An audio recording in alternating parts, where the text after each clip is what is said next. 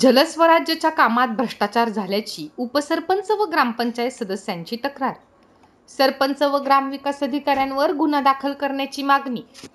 कुठलाही ठराव न घेता किंवा ग्रामपंचायत सदस्यांना विश्वासात न घेता आर्थिक व्यवहार करून जलस्वराज योजनेतील पाईपलाईन बेकायदेशीर ताब्यात घेणाऱ्या सरपंच व ग्रामविकास अधिकाऱ्यांवरती गुन्हा दाखल करावा अशी मागणी सावळा ते सुंदरखेड ते हनवतखेड गट ग्रामपंचायतीच्या उपसरपंच व सदस्यांनी CEO कडे केली आहे.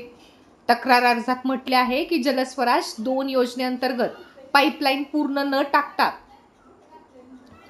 सरपंच व ग्रामविकास अधिकारी यांनी संगनमताने आर्थिक व्यवहार करून पाईपलाईन बेकायदेशीर ताब्यात घेतली आहे. त्यांनी ग्रामपंचायत सदस्यांना विश्वासात घेतलेले नाही. कुठल्याही मासिक सभेत जलस्वराज संदर्भात विषय मांडला नाही. ठराव पारित करून घेतला नाही.